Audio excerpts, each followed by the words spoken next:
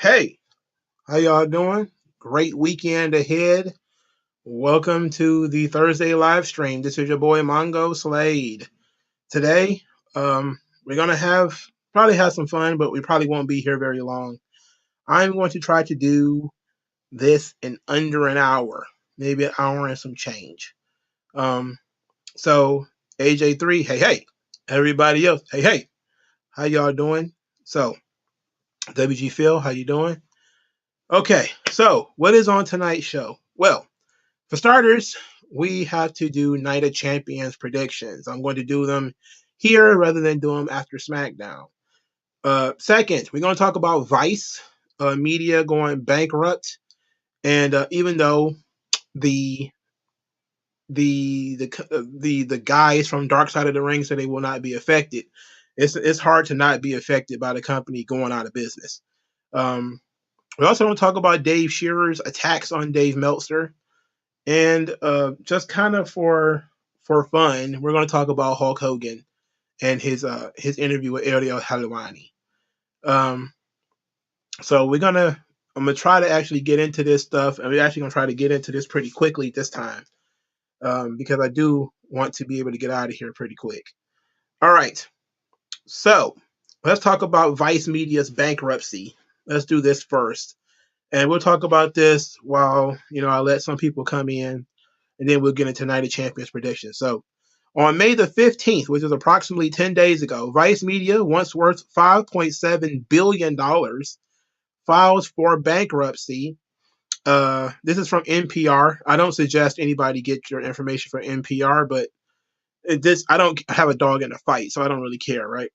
So it says the edgy media startup known for its provocative visual storytelling and punchy, explicit voice filed for Chapter 11 early Monday. A group of Vice lenders is set to purchase the embattled assets for $225 million dollars and take on significant liabilities listed at $500 million to $1 billion. Ooh, oh, yikes. Um, so it says Vice Media says it intends to keep paying its remaining employees and vendors through the process and keep top management in place. That's probably not a good idea. Um, it says investors valued the company, founded in 1994 as a Montreal-based punk magazine, at 5.7 billion in 2017. Vice earlier had attracted big-name backers, including 21st Century Fox and Disney. The latter invested a total of $400 million in the company, but wrote it off as a loss in 2019. Oh my God. Oh my God. They're burning other people's money. This is the thing about socialism. The thing about that stuff, man, eventually you run out of other people's money. Um, Vice has been through a lot.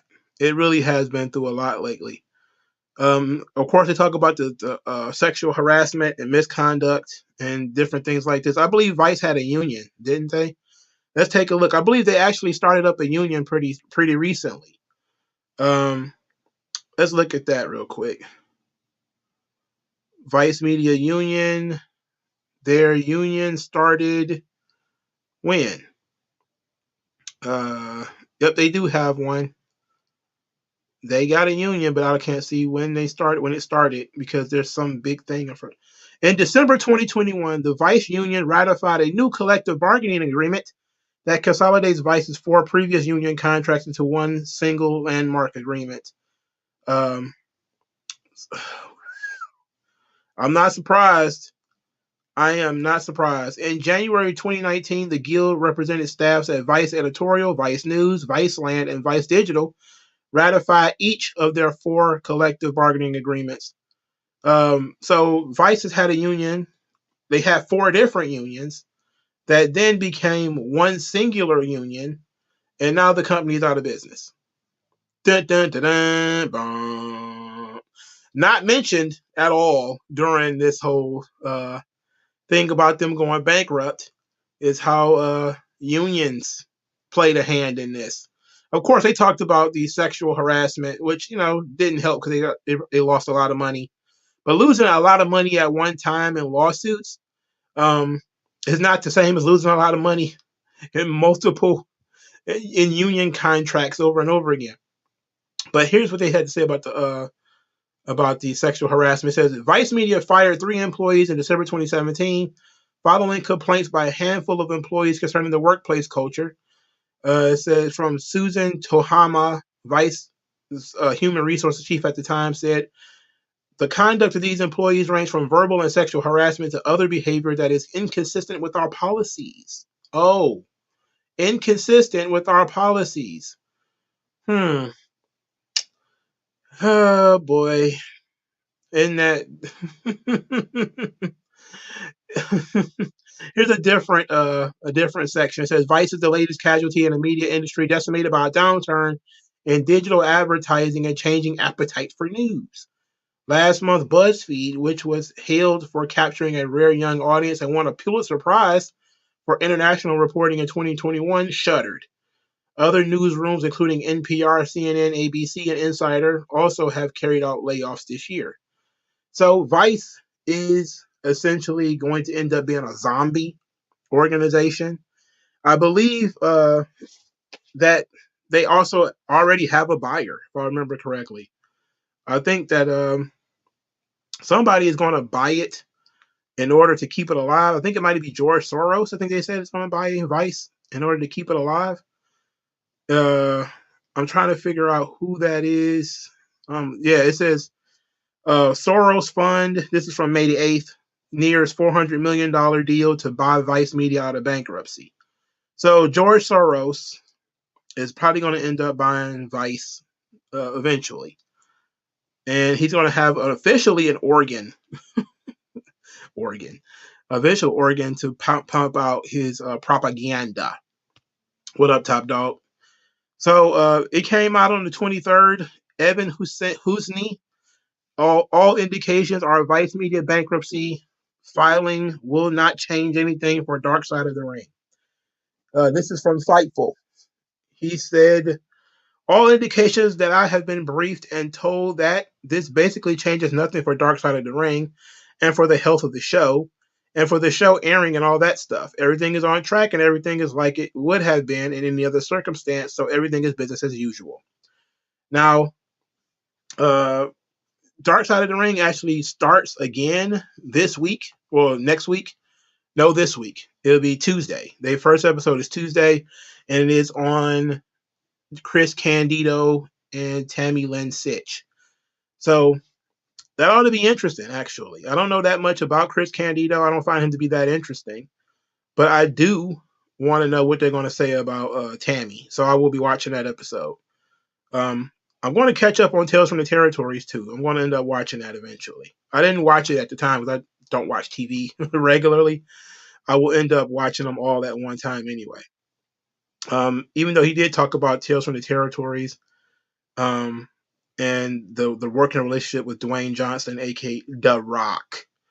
But this is going to be interesting because Dark Side of the Ring was one of the highest rated shows for Vice, pretty much. And now Vice Media is going to end up changing. Now, what it becomes, nobody knows. But it's definitely going to end up changing as people are going to put their own spin on what they're doing.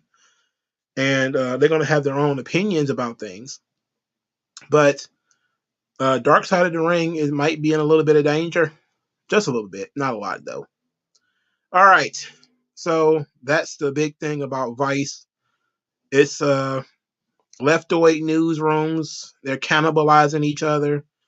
I said this on the Society Reviews Barroom podcast when they were talking about these organizations getting money from the government or getting money from billionaires, because they were talking about woke Hollywood and how woke Hollywood is funding a lot of these crazy diversity programs. And what I said is there's 100 pigs trying to eat from one trough. And eventually, when you have 100 pigs trying to eat from one trough, one of them starts to starve. And that's what you see in media right now. A lot of them have the same format. They talk about the same stuff. They approach the same subjects from the same positions. And not everybody, and people, once they see that you are going to say the same thing everybody else says, then there's not enough clicks to go around.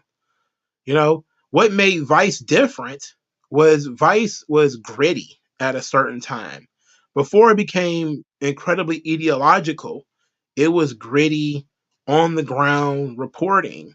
And a lot of it was already left wing, but once it started going into the realm of people having sex with trees and every other episode is intervention or people doing drugs, it was actually decent reporting about real life stories that were very interesting to people.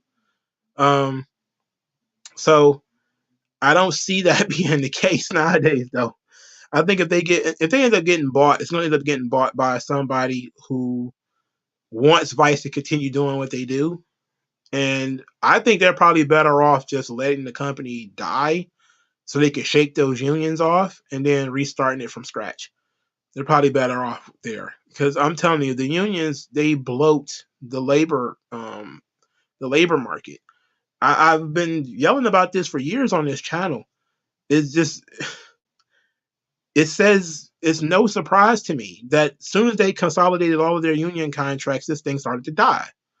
I, I'm not surprised.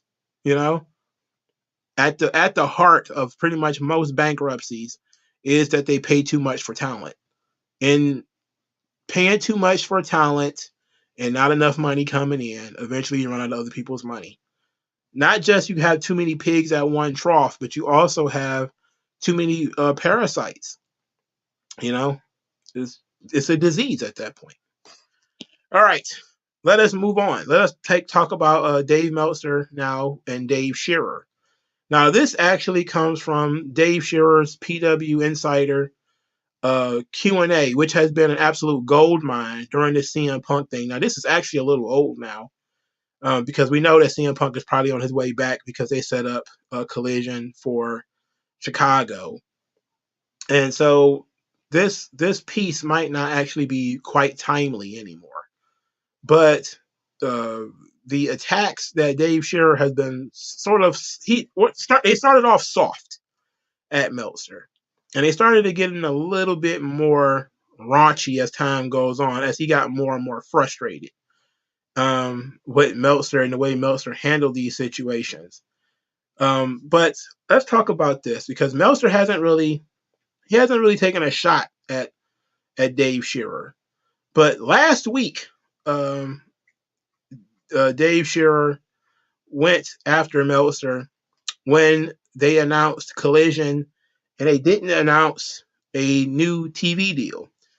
Dave Scherer tweeted out, okay, it's been a day now, so every one of you clowns, and I mean former reporters, who said that AEW was going to announce a new rights deal of at least $1 billion over 5 years yesterday and didn't, have all posted retractions, right?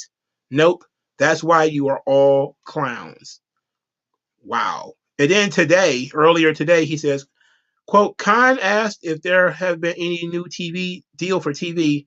He said the length of the term is the same. Collision is in addition to what they already put together, which is a quote from Tony Khan. Then he says, where did the 300 gazillion billion go, clown reporters? Did Uncle Dave and company do a mea culpa? In other words, no, they did not. In fact, I think Brian Alvarez actually backed off of that thing pretty quickly, saying that they never said it was going to be $1 billion. It was just something that came from our message board. And you know how that goes. They never take responsibility for anything. It's very unfortunate. But he started actually taking direct shots at Dave Meltzer. And these were pretty good. So on the 22nd, he says, I got into this. I'm talking about Dave Scherer now. He said, I got into this business because I knew things that were in the Observer that I knew through my connections and eyes firsthand weren't true. That made me start the Lariat way back when to do my best to get the truth out to the masses. So Dave Scherer is on an absolute anti-Dave Meltzer run of a lifetime. But I built it up enough. Let's talk about this whole thing that he laid out in his Q&A session. I'm going to skip the part about CM Punk and all this kind of stuff. Here's the question that Dave Scherer was asked. I heard Dave Meltzer's bizarre recounting of what transpired considering the Punk situation on YouTube. He said he wasn't totally sure what happened, but then he said Mike Johnson's report on the situation was pretty close. How could he know that Mike was pretty close if he didn't know for sure what was going on? He also said that the only people who knew what was going on were Khan, Punk, and Ace, and maybe one or two other people. Really? Not even Mega, the legal counsel, knew? Then he said he only knew what he knew, quote, because of certain people that I know that are on a certain side that never talks to me except they do. What does that even mean? This is a great question. It's a great question because it definitely encapsulates completely the confusion around the CM Punk thing with Dave Meltzer. People who don't talk to me until they do. You know, he knows that it's close, but he doesn't know everything. Of course, it's just a lot of nibbling around the edges by Dave Meltzer. So this is a very good question. Interesting thing before I get to Dave Scherer's response is that Vixen's fan thinks that these are fake questions. Like he literally has been making fun of Dave Scherer and PW Insider because he doesn't like these guys. When they started talking about CM Punk, what was it, maybe last week, he insinuated that the Q&As were fake. That's what he was insinuating. Did he have any evidence of this? Probably not. But he was insinuating that the Q&As were fake. So I just wanted to put that out there. Just because it's a good reason for us to trounce Vixen's fan, because he doesn't have any information to prove that these are fake, but he put them out there. But let's say that they are fake. They are very entertaining, and they're actually very interesting. Why does he need to fake them? He could just write an op-ed and say the same damn thing that he was saying a fake Q&A. I don't know. But Vixen's fan is against PW Insider because they seem to be pro-Punk, and he's anti-Punk. And that's kind of how the wrestling media is identifying themselves today, is whether you're pro-elite or pro-Punk. And it seems kind of silly because you're not supposed to be the news. You're supposed to be commenting on the news. But that's kind of how the wrestling media has behaved. They're tribal. They got their favorites and all this kind of stuff, right? So let's finally get to Dave Scherer's response.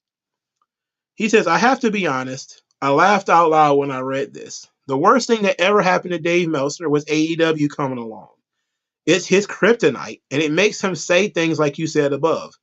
Here's the deal. The day Mike Johnson needs Dave Meltzer to validate what he reports is the day pigs fly and I can do a tope con hilo. That may sound callous, but it's true. Mike has been ahead of this story from the start. He never wrote, this could be the biggest day ever for AEW columns like Meltzer did. And he put it in brackets. I am waiting for the follow-up on that one. It will probably come out around the time Tony Khan releases his investigation findings. He says, Mike never reported the bizarre rights feed story that many other sites did, many of whom did so as if it were fact. We discussed their possibility, but never acted like it was a done deal. And this is in brackets. He says, and in fact, we were skeptical of the numbers being tossed about from the day Inaccurate Goose started their rumors and other clowns fanned the flames. Then he continues, as for who else knew, Meltzer saying that just made me laugh. Sure, those three went into the old get smart cone of silence and talked about the issue.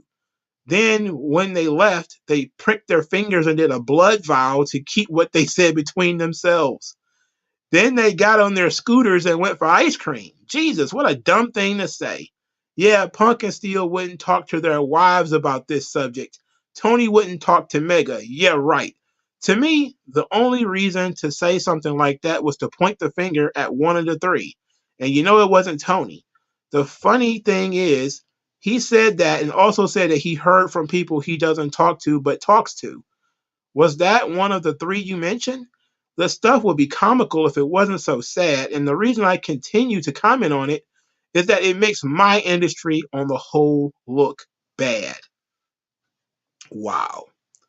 And he continued because pretty much all of these questions are about Dave Meltzer in one way or the other.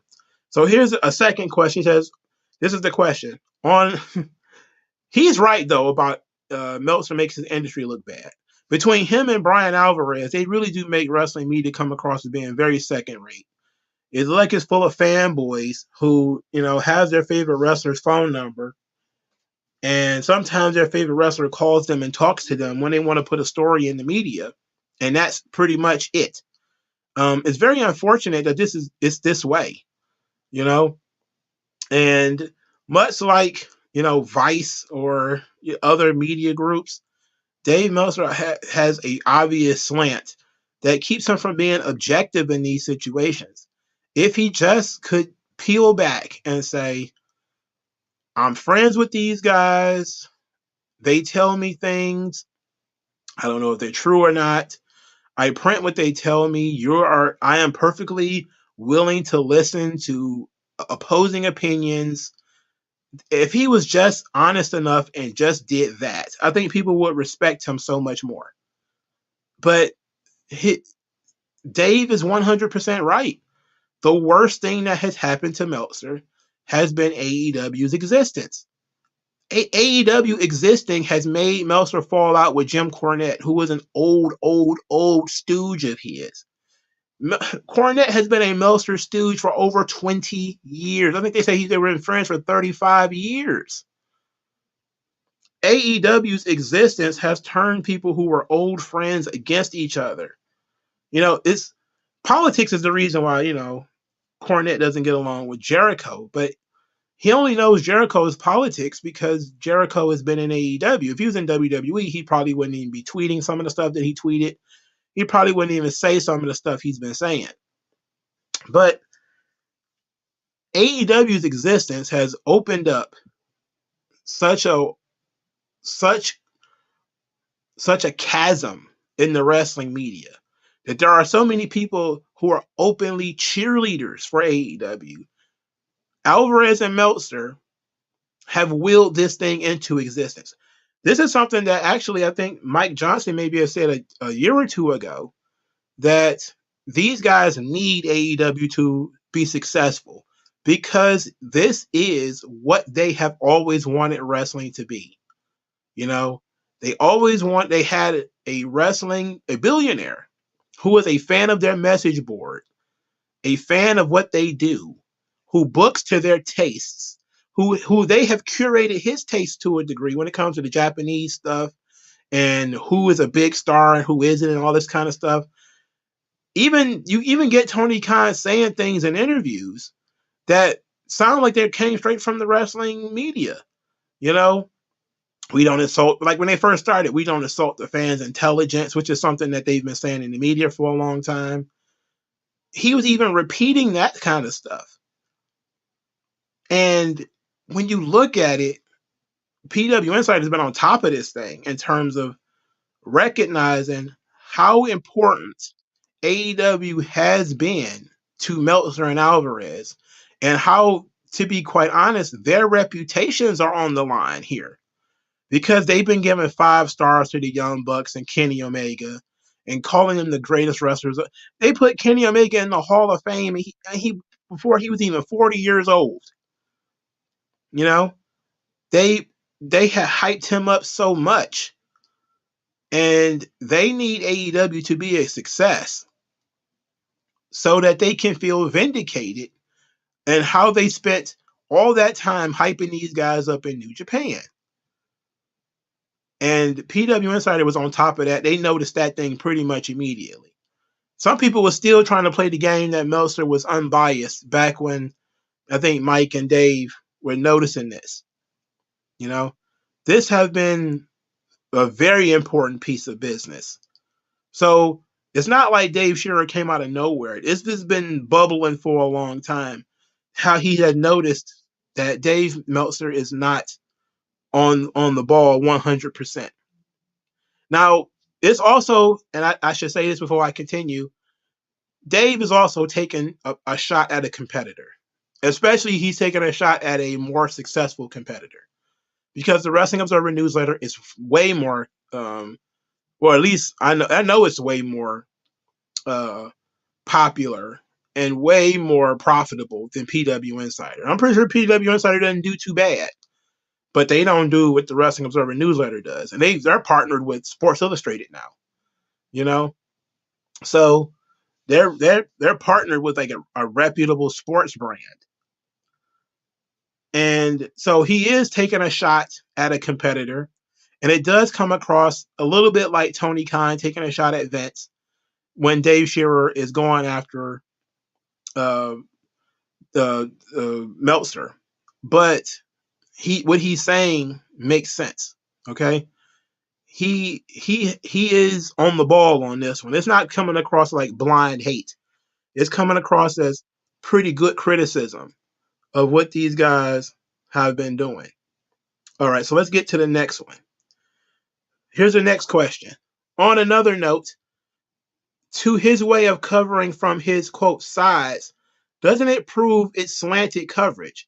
He made a point of saying that all the troublemakers will be put on the Saturday show.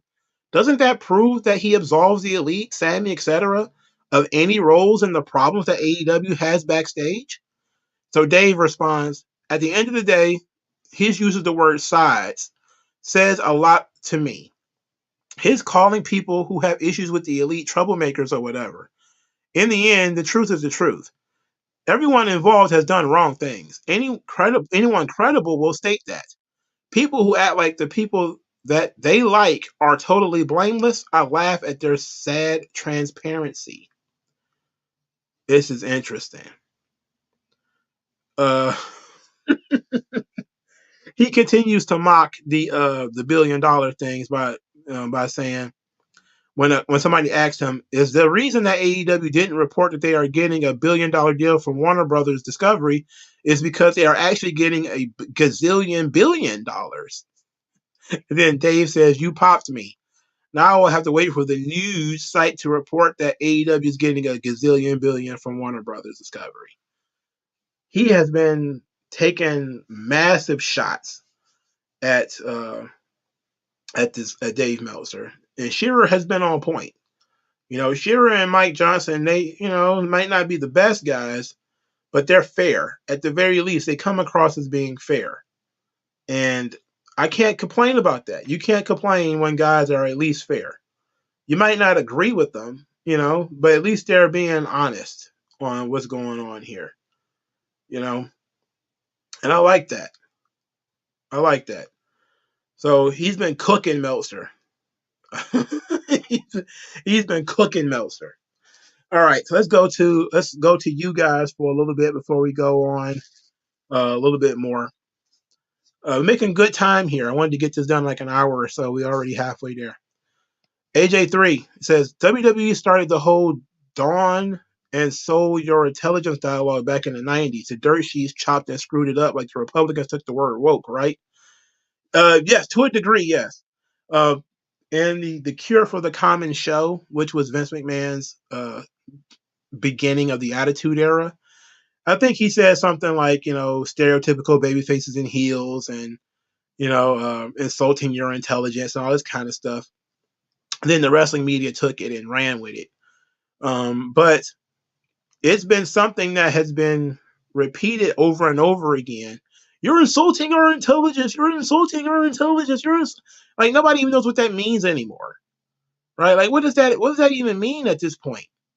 Insulting somebody's intelligence would be to tell them that 2 plus 2 equals 5, and telling them that, oh no, you're wrong if you say 2 plus 2 equals 4. No, you're wrong. Here, let me show you how you're wrong. That gaslighting. That you're clearly right, but I'm telling you that you're wrong because I want to upset you. I want to piss you off. That's insulting your intelligence. Okay? WWE saying something like John Cena is controversial. That's not really that's more of an interpretation. That's not an insult of your intelligence. If a babyface is being booed, that is controversial, and there has to be a reason for that. And he gets cheered more than he gets booed, but there's certain elements of people who want to boo him for certain reasons. There's nothing wrong with saying that that's controversial or something like that. There's nothing wrong with that. That's not in any way like they're saying the huge cheers.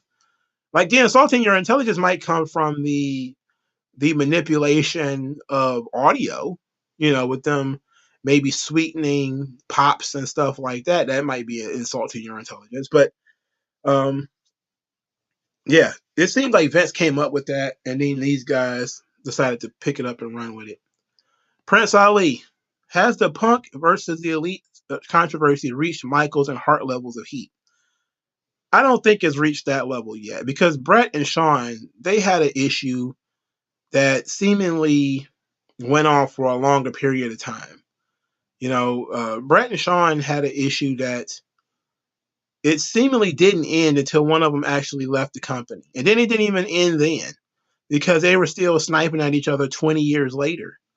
I mean, when did they finally shake hands? Was that 2008, 2009 or something like that? And that the beef started in like 96, you know, maybe even a little bit before that. So you're talking about 25 years of heat. they're about uh or no, about 20 years of heat, 21, 22 years of heat. And these guys haven't gotten that close yet, but they've gotten a fight already. Michaels and Hart, as far as I know, only got into one fight, but they got into a bunch of on-screen stuff, a bunch of arguments. That's because Vince forced them to work together rather than, putting Shawn on, Shotgun Saturday Night because Brett doesn't want to work with him or some shit. Um, we're going to send Shawn to Superstars to deal with this thing. AJ3 says politics have turned friends and family against each other. Cornette has always had a vendetta against WWE too. Don't forget that. Well, yeah, he just doesn't like the style of that they present the wrestling show. He doesn't like it. He never liked it. He's been remarkably consistent in that. He didn't like it in the 90s. He didn't like it when he worked there. You could find, I believe, what's the name? It was the Northeast guy. He used to do John Arezzi. You could find like Jim Cornette did a speech at a conference that John Arezzi was at, and he recorded it. And you can hear that Cornette goes on and on about how much he hated WCW. And he also talks trash about WWE too. And this was like in 1992 or something like that, before he went to Vince with his hat in his hand, asking for money for Smoky Mountain and ended up with a job. He didn't like the WWF. The reason why they never went to the WWE is because they never liked it. Cornette has been consistent throughout this entire time of his dislike of the way WWE has been run, how they present wrestling, etc. But he's always sort of liked Vince McMahon as a person. And that's kind of been the saving grace. As at least he likes Vince as a person, but that's been pretty much it. He has been consistent for over 30 years of that he doesn't like WWE, and he doesn't like certain people that have worked there. And he certainly doesn't like Vince Russo. I think he thinks Vince Russo was like the worst thing that ever happened to wrestling. And he's not all the way off that, but he's not 100% on either. Prince Ali says Hart and Michael still feuded with each other because they realized it would make good television.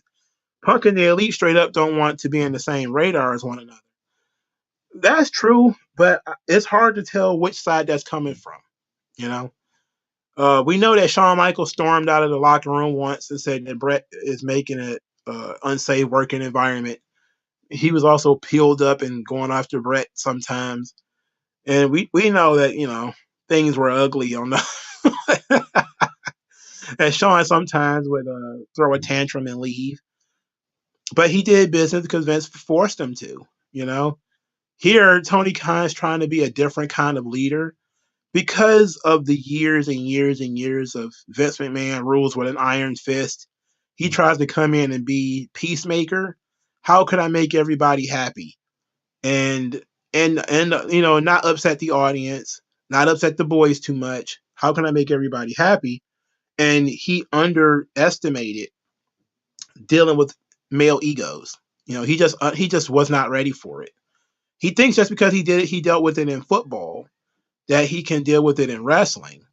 And to a degree, you find out that a lot of indie wrestlers have a big chip on their shoulder. They have huge egos. Like, I didn't know that Moxley was the way that he was until he went on Renee Paquette's podcast and pretty much, told CM Punk, I'm doing you a favor. And I was like, oof, like I, I never really thought he was that way. I always saw him as, the guy who was trying to get on, Brock, let's do this thing, yada, yada, yada. Let's work together, blah, blah, blah, blah. And then Brock was the asshole. And now you see Moxley and you're like, wait a minute. If he was talking to CM Punk like that, how was he talking to other people who, uh, how was he talking to these other people? I don't know. But you underestimate wrestler egos, you know? It seems that Tony Khan deals with wrestler egos in a very quiet way, like sending guys home and just leaving them there while Vince will fire their dumbasses. I would love to see how Tony Khan would deal like Ultimate Warrior or a Prime Goldberg. How would he have dealt with those guys? Those guys with those super egos who the crowd absolutely loves, but they're shitheads and they don't care about you and they don't care about your stupid show and they don't really give a fuck about the fans either. They just want their money and a spot. That's it. You know, I would love to see how Tony Khan would handle that. He probably would listen to Meltzer or somebody and not bring them in. That's probably what he would do. He probably would avoid bringing them in and avoid dealing with it altogether. And he was told, again, he was warned that CM Punk was a handful, but he thought he could handle it. And he thought it was good for his audience. It was good for his brand. And it was. But that knife cuts both ways. And, he spent 10 months almost bleeding at the wrist because, what did Cody say, the scorpion and the frog? In this situation, Tony Khan was the frog. CM Punk is a scorpion. Everybody told him, don't do it. Punk is an asshole. He's hard to work with. Again, Tony Khan, all he needed to do, right, was listen to Meltzer, who he's listening to already. And if he looked at some of the shoot interviews that guys have done on CM Punk, back from the days of Ring of Honor, guys like Kevin Owens would talk about how they didn't like him because he got a smart mouth and he didn't know how to shut the fuck up. The disrespect that he showed back and forth to guys while he was in WWE, all this kind of stuff. It was played up for humor and gags because everybody hates WWE, so people thought it was funny. But then he got in that environment and he's the same person. Scorpion and the Frog, man. This time CM Punk was a scorpion. Like, look, you should have known better. You should have known better. And now Tony Khan's way of handling things is throwing money at it and then forcing you to sign a non-disclosure agreement. So that's his way of handling things, I guess. Top Dog says, who's more of a drama queen, CM Punk or 1997 Shawn Michaels? He says the Elite, CM Punk or 97 Shawn. Probably Shawn Michaels, because I don't think Brett wanted to actually hurt Shawn until, Shawn started getting ridiculous. He's also on drugs, so I think he's definitely more of a drama queen. I think ultimately there probably will not be a drama queen the size of Shawn Michaels in this business, because he was on a different level. But CM Punk is pretty close. He's very bitchy. He's just a bitchy man. And he does a good job of shutting up sometimes too. Like he'll be quiet for a little while, but he's not going to be quiet for the long term. That's just not going to happen. Like there's guys who've had problems and they shut up for years about it. Undertaker had problems and he never said anything about it ever. He never go on an interview and bury a guy for no reason. Like it took him to retire before he actually went out there and started doing that stuff. And he's seen it all. He saw Montreal, the Owen Hart, the Benoit, all that kind of stuff. He didn't feel the need to run to the internet and get interviewed about every damn thing either. But some guys just don't know how to have heat and be quiet. And they just don't know how to do it.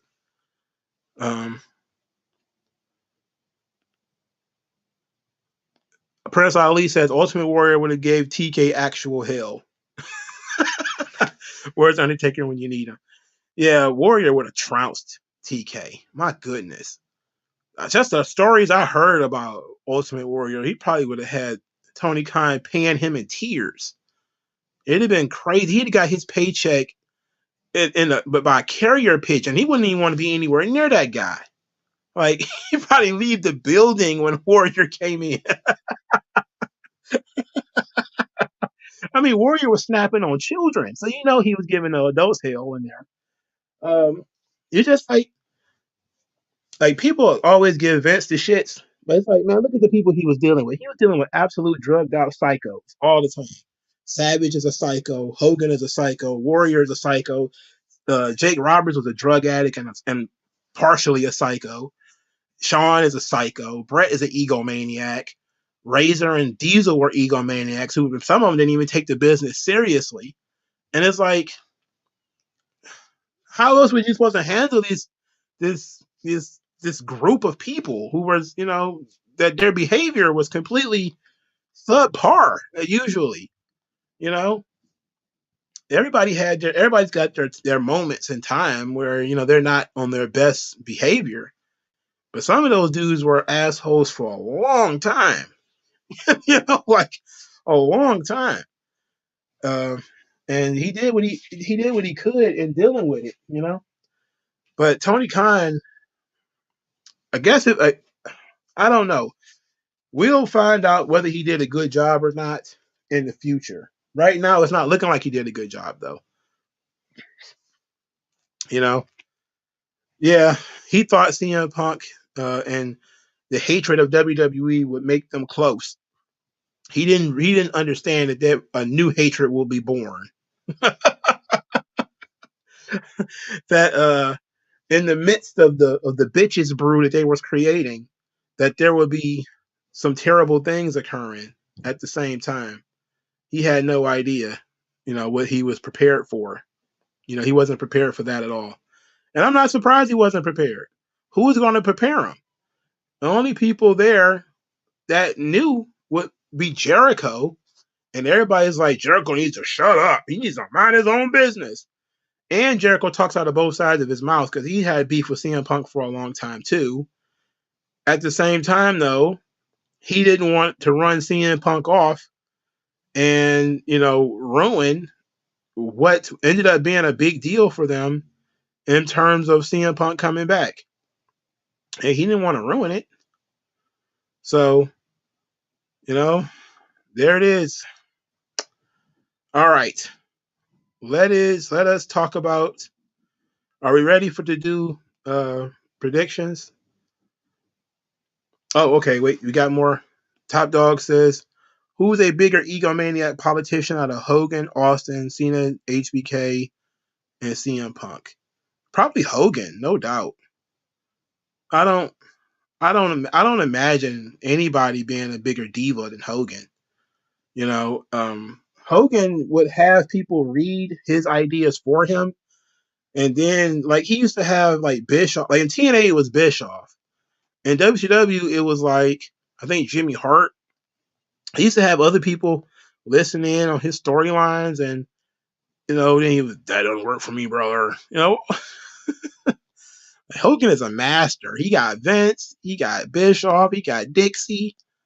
It's like, bruh, if he could sink his teeth into Tony Khan, he would get them all. But he ruined that one. He fucked that one up. Don't forget, Cabana used to be Punk's friend. Now they don't speak to each other anymore.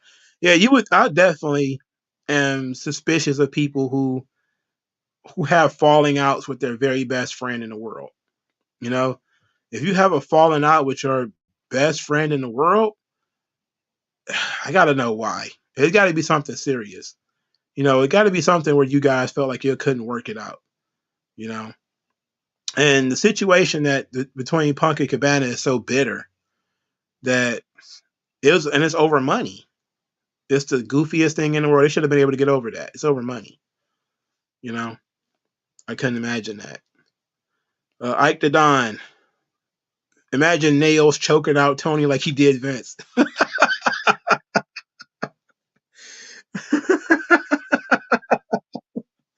His neck probably would have snapped. Vince, Vince is he was a muscly guy. He probably got saved by his neck muscles. You know, the neck muscles probably saved him. He probably would have. Tony Khan likely would have died. Prince Ali, Warrior had what I like to call roid rage. I like to wrestle like Batista, Steiner, and Goldberg. Yeah, Warrior was nuts. He was also just, I think he was already like on edge all the time anyway. So WG Phil says, if the way Punk acts sober, I pray for anyone in an alternate universe dealing with a drugged up Punk. Yeah, buddy. Sometimes I question whether he is drugged or not. Like some of his behavior comes across as, he's got to be on something. At the same time, though, he also has the behavior of somebody who is in a lot of pain. And maybe that's it. Maybe he's not fit to wrestle full time. And if that was an option, that should have been the option that Tony Khan should have gone with. Is we're gonna Punk's body at this age, he's not meant to wrestle full time. Maybe we should pull him back. Maybe we should say, hey, Punk is a pay-per-view only guy. He's not gonna wrestle on TV every week. It's Nobody would be upset. Everybody would just be happy that he was there. But it would be a better way of using him. Use him like he used Sting. I know Sting is older, but Clear Punk, it doesn't use like painkillers and stuff. So every match has like a really, really bad effect on him. Every injury is even worse. So no morphine, no painkillers. Of course, the guy would be fucking miserable. He's in pain, and these fucking guys are being idiots around him all the time. I don't blame him for the way he behaves. Knowing the people that he's doing business with, but it's just so consistent that Punk causes problems everywhere that he goes, anywhere that he gets any kind of authority, I should say. Because I don't think he was much of a problem in TNA because he didn't have any authority there. But in OVW, he was a headache. In ROH, he was a headache. In WWE, he was a headache. And now in AEW, he's a headache. You're like, dude, it's not the company. At this point, it's you. And a lot of people have been caping for Punk for a long time. And they continue to. And they're wrong. Punk is a bitch, and everybody knows this. It can't be everybody except him. It's him. He's the problem. All right? It's just, oh no, it's not Punk, it's Vince. It's not Punk, it's this guy. It's not Punk, it's this guy. Like, why are you getting into it with everybody then? Yeah, he does have a very depressing upbringing. I mean, that's nobody's fault though. Roddy Piper did too. Roddy Piper was, on the street at like 14 or something like that. And he kind of had his behavioral problems too. But, you know, Roddy Piper knew how to shut up and do business at least. Or at least do what he was supposed to do. You know, that's all. Yeah, Punk mom, his dad was an alcoholic and all this kind of stuff. It's no excuse. I'm just not gonna give him. He doesn't have the problems that his parents had. Like, unless he got a mental illness I don't know about, he didn't have that problem. He's not the alcoholic. He's not the bipolar one, even though he kind of acts bipolar. He's got to make his own decisions, and he's over the age of 40. He's probably closer to. He's not probably not that close to 50. But at some point, man, you got to be yourself. He's been out of that household for a long time. He needs to go to therapy if that's the problem. He needs to go to therapy. But you know, we don't be like, hey, Vince grew up dirt poor in North Carolina, therefore everything he does, we got an excuse for it. It's like, no, everybody's responsible for their own behavior. You can be a product in your environment, sure, but you still have individual free will. And as an individual, how you take things, how you speak to people, how you treat people, all that stuff is based off of how you are as a person. What's your personality? And if your personality is you're a douchebag, and it doesn't matter what environment they put you in, you're a douchebag. And I think Punk probably expected those guys to be more excited that he was there than they were. Again, it started It started way before he really got his foot in the door. Again, Cody left, took off, got the hell out of there. And one of his last promos was him saying all the things CM Punk said he was going to do, I did it. And then he left not too long afterwards. So he stood in the middle of AEW's ring and said, all the things that you said you were going to do, I did. You know? And then he took off. And then you can find audio of Cody and Jericho making fun of CM Punk at like wrestling conventions and stuff. Like, are you surprised that it turned out this way? Cody got the fuck out of there because he saw it coming. He saw it coming. That's the thing that blows my mind is everybody looks at this thing and it's like, oh, nobody could suspect it. It's like when Cody left, that should have told you something. You know, when Cody was like, I see this is going to be a problem. I'm getting out of here. Okay, I'm getting out of here. And he took off. Oh, we're gonna finish the story. We're gonna finish the story. I'm pretty sure the money and finishing the story, all of that is real nice. But Cody was getting into legal arguments with WWE over Dusty Rhodes trademarks. He was trying to take Great American Bash and Bash at the Beach and all this kind of stuff from them. And then he went and turned around and went back. Huh. Just as CM Punk was coming in, he took off. He got the hell out of there. That speaks for itself. Okay. that explains it all. It's not that much of a coincidence, man. It's not that much of a coincidence. When he initially reached out to CM Punk and CM Punk made that public so that he can embarrass Cody, I was like, that is not going to work. And I think it was a couple of months, maybe, I think it was like 90 days within Punk signing, Cody took off. He got the hell out of there. He broke out, you know. I'm pretty sure Tony could have offered him some money to get him to stay, you know. But of all the people who had worked with Punk before, Cody and Jericho were the only two. And Moxley. All right. Those were the only three that ever worked with Punk before in AEW. Outside of the Ring of Honor guys. And you see him and Moxley got into it. Right? Him and Jericho got into it. And Cody got the hell out of there before it happened. You know, so the shit speaks for itself, man. What can you do? You know, there was no reason for it. You know, so I'm not surprised at all that those guys took off.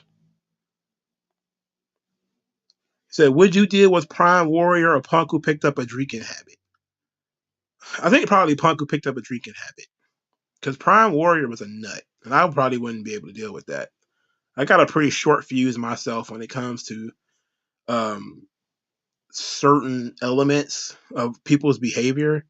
And you could just tell that Warrior was a guy who habitually crossed the line. Like, he was yelling at the boys. Like, when this guy has the audacity to, like, scream at Jake the Snake Roberts and, like, disrespect Andre the Giant, it's like, bruh, this guy's nuts. You know, this guy's crazy. You know, like, this motherfucker is something else. You know, like, he's a piece of work. You know, and his ego was on a different level. But that's how Vince made these guys. He made them so successful that their egos were out of control, like completely out of control. You know, and what else can you do?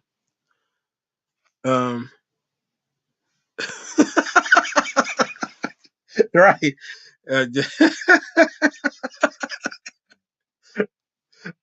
Cody got the hell out of there, boy. As soon as Punk showed up, he was like, it's a good day for the business, but I'm out of here. I'm out of here. I'm telling you, one of the funniest stories is Cody and Jericho laughing at CM Punk getting into it with Booker T. Like, that's fucking hilarious. I don't know when they told that story.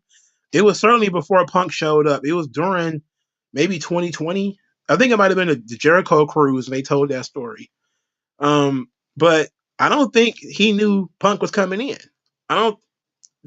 They said they were talking about it, but I think it was just Tony and Punk talking about it. You know, Cody probably didn't even know they were talking about that. Jericho probably didn't even know when they started telling those stories about, you know, CM Punk coming in the locker room, trying to be a locker room leader, telling guys what to do. RVD, completely separate guys, said the same fucking thing. Punk coming in, telling people what to do and all this kind of stuff. He's looking like, what the fuck this guy is? You know, who's this guy? So no doubt he came in AEW, did the same thing. Came in there, you know, I'm the big star. I'm the man, you know. I'm the one who's going to change your company. I'm the one who planted the seed for your company to exist. You all should bow down to me. It was on Talk of Jericho. Okay, cool. Um, and he and they were like, no, fuck you, no, we did this. This is our thing. And he's like, what do you think, Tony? Who are you paying more money to, me or them? You know, and that's really the true sadness of this beef is that it's just two halves of one heart being ripped apart. That's why I think part of why AEW has lacked the energy that it's had over the last several months. It's not just that the booking is bad and the talent sucks. It's also that the audience is becoming disenchanted. You know, the more the CM Punk elite thing goes on, the more people just don't want to deal with it anymore. They're like, this was our chance to make something that was different from WWE, where there wasn't people with gigantic egos, you know, politicking and all this kind of stuff. And then you find out it's wrestling, therefore it is. There are politicians, there is politicking, there is gossip, there is the media doing all the stuff that the media does. And it's not just WWE. It's not just WCW, and that wasn't just TNA. It's the nature of the business. And it's going to be in every single company. Every one. And it only gets worse the bigger the company gets. And since AEW has grown massively in 4 years, that company's pretty damn big. And so therefore they're going to have problems. Okay? But they still only work 1 day a week. How they can manage to fuck this up so bad is disconcerting to a lot of people in the audience. You can tell they don't tweet with the same fire that they used to. The crowds are not nearly as hot as they used to be. You know, they had more excited crowds during the pandemic than they do now. You know, and I think CM Punk coming back is going to help. Since we're talking about him a little bit, let's talk about these collision tickets because I just looked at this. The collision tickets aren't doing very well. Um, let's uh, let's take a look. Okay.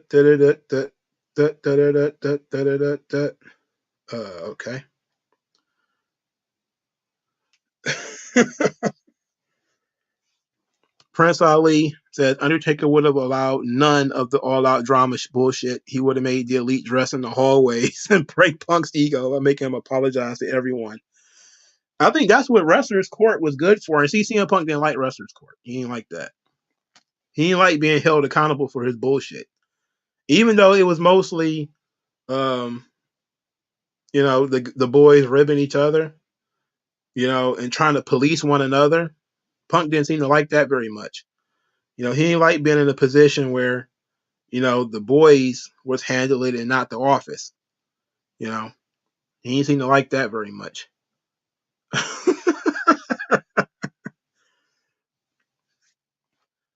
um, WG feels as people trying to hype up Edge going to AEW, but Punk pulled that locker room leader stuff on Edge and Booker T. Yeah, like it's a joke. You know, everybody's looking at that stuff like, man, this is ridiculous. You know, it's ridiculous. Like Punk pulled the shit. Like I don't know if I said this. I may have said it, but I knew it at the time. I just wanted them guys gone. But back when they were talking about Kevin Owens and Sami Zayn leaving, and I was like, they need to go with their friends because you know they need to go hang out with their boys. I knew Kevin Owens and Punk had got into it in Ring of Honor. I already knew that. You know, I already knew it. So I think that probably was one of the reasons why Kevin Owens didn't leave. He probably looked over there like, "Ooh, Punk is over there." He said he talked to the Young Bucks. He said he talked to him. So, you think he didn't get the heads up that Punk was over there causing problems, and he was just like, you know what, I'm straight. I'll just stay here. And he probably told Sammy, we good. They over there fighting for their lives with that Punk situation. We ain't going over there.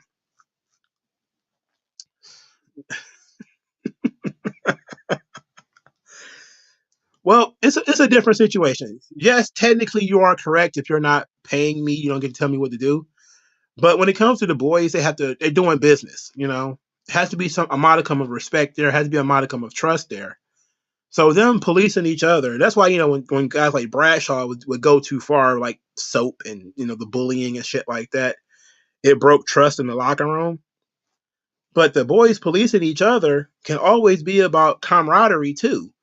Because if you fuck up and do something stupid, one of the boys can, straighten you out. We don't got to go to the office and get you in any trouble, get you depushed or anything like that.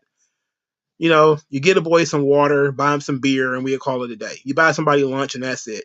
If they don't like you, they do what they do to the Miz. They kick you out the locker room, And the office is not going to do anything about that, right? Because there's a reason you got kicked out of the locker room. Because pretty much a lot of those guys are going to be very well respected. You piss somebody off, they put you outside. Vince is going to look at that and say, you guys are not my employees at that point. You're independent contractors. You're going to do your thing. So I guarantee you, though, that Kevin Owens talked to the Young Bucks, and he said he talked to them. That they told him straight up, Punk is over here acting up. And he probably heard stories and was like, I ain't dealing with that. I'm not dealing with that. Why? Why should I? I don't have to. I don't have to. So Cody left. Kevin Owens had an opportunity to leave. Everybody thought he was leaving. Even I thought he was leaving. He said he had a conversation with the Young Bucks. And then he decided to stay. So, and now they're talking about the Elite leaving. Because they haven't re-signed yet, as far as I know. So, I don't think the Elite going to leave, though. I don't think they're going to leave. So I'm not going to put that out there.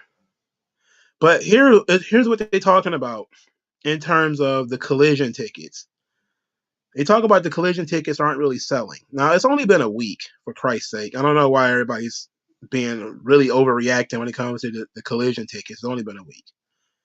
But this is from May the 22nd. It says the July 22nd show has reportedly moved somewhere around 3,500 tickets. That don't seem too bad, but depending on what the size of the building. The Toronto June 24th, 1,600. It says the show takes place one day before Forbidden Door. Oh, then people might be buying the Forbidden Door tickets. So the Toronto one at least has an excuse because it's a pay-per-view the next day. So people might decide, fuck going to Collision, I just go to the pay-per-view. Why not just go to the pay-per-view? It said the company is also holding a taping on Thursday, June 29th, with the show reportedly selling less than 600 tickets. Oh my God. Now, there's no excuse for that one. Oh. That's exactly 12 days after the launch, too. Yeah, they needed Punk to show up because they can't move tickets. So I think they're still going to have problems. They may do a little bit better, but it's a Saturday night. It's still going to have these issues. And I don't see how that's going to change very much, to be quite honest. Do you think AEW would draw a huge audience if they were to sign John Cena or The Rock? I think the initial interest would be tremendous, but then it will be the same issue. What do you do with them? I said this before, and I repeat, it doesn't. Individual talents don't matter. Individual talents do not matter. They don't. Not one person can change your brand. It's all about what you do. What are you doing with them? What are you going to do? What kind of story are you going to put them in? What kind of conflict are you going to create? That's what sells. That's what draws. WCW picked up Hogan and Savage and was still number 2. It wasn't until they started doing something different with those guys that they became number 1. You know, it doesn't matter. You know, it doesn't matter. They can sign Cena and Rock.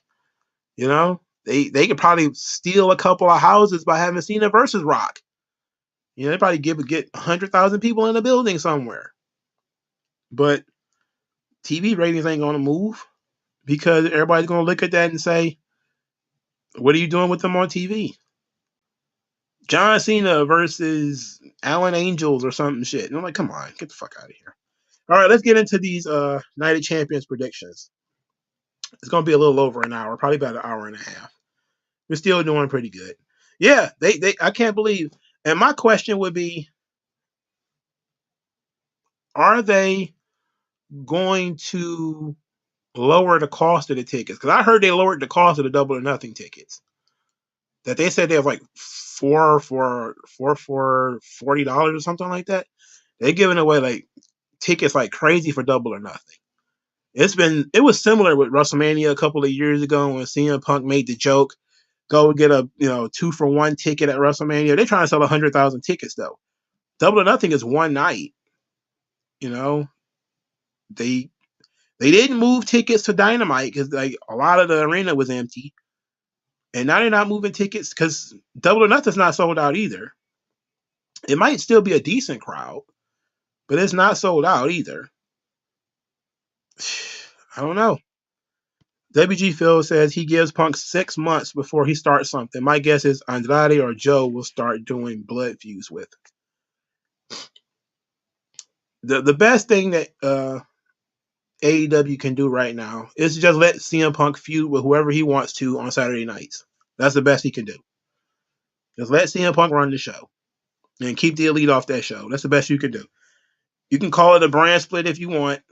That's their best option. Because if all those guys get backstage and they find some reason to argue, it's going to be all over again, same shit. You know, especially if Ace Steel is coming back, which apparently I guess he is. It's going to be some shit. You know, and you don't want that. You know, and you may think that the heat would go away, that the heat would be over because for the sake of the business, but nobody's going to forget this. You know, nobody's going to forget that Punk pulled a power play and got the guy who bit Kenny Omega, brought him back.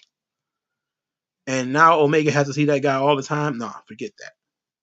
He would have an attitude. I would have an attitude too, if we're being honest. I would have a problem too. You know, like, but maybe they got over it. Arn Anderson and Sid worked together. They got into a fucking scissor fight. You know, scissor me, psycho Sid. You know, Sid also got into a fight like Brian Pillman. They worked in the same company for a short time too. You know, so it can happen. Guys can get over it, but you have to be the right kind of manager in order to get it to get that way. You know, I don't know. The Young Bucks though, man, they fucked. Man, are they fucked? Because they can't make it in WWE. And WWE doesn't care enough about tag teams for them to come in and get a spot. Omega would be good though. If he was to come to WWE, he'd be straight. They'd push him to the top of the card pretty quickly, burn him out, and then he'd be doing Intercontinental Championship stuff for 6 months before they give him a Hall of Fame and send him on his way. You know, that'd be it. He'll probably end up with an AJ Styles like run. With AJ didn't embarrass himself. He's got a really good career. He's a perennial main event guy. But, you know, he worked with John Cena and Randy Orton and all those guys. Omega is not going to be able to get that. There's no Punk for him. I mean, there's no AJ, there's no John Cena for him to wrestle with. There's probably not going to be a Randy Orton there. You know, Cody would be there, I guess. But, you know, I'm guessing Punk will fuck up Collision. That's my guess. My guess is he's going to fuck that show up eventually. You know, he's probably going to get into it with somebody else. Unless they surround him with young guys that he can corral and control and, you know, brainwash. He probably gonna fuck that show up too. You know, I noticed that Punk has a lot of problems with veterans, people who've been around for a while. You know, younger guys, you know, they fall into his satellite. But people who've been around for a while, they typically look at him sideways, like what the fuck are you talking about? You know, and that's usually it. Let's get to this thing. Let's get to this Night of Champions thing. Ike the Don says Punk gonna do the collision with Tessa Bitch. Wow. That's gonna get kicked out on the first taping. He gonna get booted out. Get out of here. I don't think it'll be the first taping. I think he'll probably get the feud with Samoa Joe out of his system because he really likes Joe. He wants to work with Joe. I think he'll at least get the feud with Joe out of his system. And then there's going to be a time when he's just floating and Tony's going to come up with an idea for him to work with a young guy. And it's going to be something different. It's going to be weird. It's going to get weird. You know, they're talking about Jericho might be the guy. I don't know. There's enough heat there for them to play off the real issue. And Jericho's professional enough not to make it personal. But they've got long heat too. They got 10 years of heat between the two of them. You know, that's with each other. They've been beefing since like 2014. So, or wait, or was it 2015? It was 2014. You know, November 2014 when he did the podcast with Colt Cabana and he wrecked Jericho on that joint too. So, I mean, Punk he makes friends everywhere that he goes. So why wouldn't he? You know, my only thing is I'm pretty sure, and I'm gonna be honest, I think CM Punk gonna fuck that show up, but that show gonna be better than Dynamite. It's gonna be better than Dynamite. If you leave the Elite to do their own thing on Dynamite, and then Punk can do his own thing on Collision, Collision would be a better show, but it's probably gonna be more chaotic backstage. You know, like it'd be very harmonious on Dynamite because the Young Bucks will have all their friends, and everybody's gonna be good. It'd be great, but the show gonna be boring as fuck. It's gonna be a bunch of guys doing stooge matches, and then on Collision, it'd be actual good storylines, actual good promos. But Punk's getting in somebody's face for no reason because he thinks he's the producer and the agent and the writer and the booker and doing his own damn thing. And that's what he was doing, by the way. Like that's why he loved Paul Heyman so much because he went to OVW and Paul Heyman let him be like the producer and the director and do all this kind of shit behind the camera and all this stuff. Like it was the same thing that happened in Ring of Honor. You know, he started running the school. He's running the school and he's wrestling. It's like, oh no, hell no. You can't do that. You can't do that. You can't do that. Yeah, he did. He called Jericho a stooge a couple weeks ago. Isn't Joe feuding with Zack Sabre Jr. right now? I don't think so. I think they had a stare down. They might have a match at Forbidden Door, but I don't think they're feuding. Like Samoa Joe can never feud with Zack Sabre Jr. Look at Zack. He looks like he's made out of spaghetti noodles. Who the fuck feuds with that guy? Oh yeah, Thunder Rosa gonna be on that show. It's really fucked. It's really fucked. They gonna everybody hates Thunder Rosa, so they're really fucked. As long as they keep Sammy Guevara off the show, Andrade may be all right. But FTR probably gonna bring some heat too. Definitely, they're probably gonna bring some heat, especially from the Alvarez crowd because they don't like them. So I can see Collision probably getting shit ratings because it's on Saturday night, but it's gonna be a better show, and that's probably what's gonna start. The Collision ratings aren't very good, but the show is very good, and then that's gonna become the talking point when it comes to the media, and they're gonna blame Punk for it, and they're gonna blame his friends for it, and it's gonna be a whole new kettle of fish. I need to finally get to these predictions, so I wanted to get out of here. Yeah, he's gonna feud with his best friend Danhausen. Danhausen is gonna be like the new TNT champion or some shit. All right, Night of Champions 2023 from Jeddah, Saudi Arabia. I don't know if you guys saw that Sami Zayn went to Mecca. Like that was great. I like seeing that him and Mustafa Ali went to Mecca. He put up something on social media about it, and that was excellent. Like it felt like Sami Zayn going back to Saudi Arabia. It felt good, you know. It felt like the bitterness and the tension was over, and I'm glad that we don't know for sure what it was. I think part of it was the Syrian Saudi issue that they had going on. Clearly, that was part of the problem, but we don't know if Sammy refused to go or if the Saudis didn't want him there, how that went. Thunder Rosa has apologized to that locker room several times. They still come out on interviews dissing her. So unless she just said, make me a doormat and you could talk shit about me whenever you want, the apology did not take. It didn't take. Because Saraya wasn't even there. And she was doing interviews talking shit about Thunder Rosa. So, all right. Night of Champions. I would have preferred for them to do King of the Ring, Queen of the Ring, but I guess they could push that back to some other time. Maybe that'll be the next Saudi show. All right, match 1, Becky Lynch versus Trish Stratus. Since it's a one-off, you got to go with Becky, since it's a one-off. I forget which one of my subscribers said this, but they suggested somebody like Doudrop should come in and be Trish Stratus is heavy. And I actually liked that idea. I thought that idea was great. Piper Niven, that's her name now. They should have introduced her sooner though. Like whenever Becky tries to attack Trish, Piper Niven should have been there. And therefore, when Trish is done, you could have naturally moved that towards Piper Niven and Becky Lynch. But I like the idea of Trish and Becky. The feud has been terrible. It's been absolutely awful.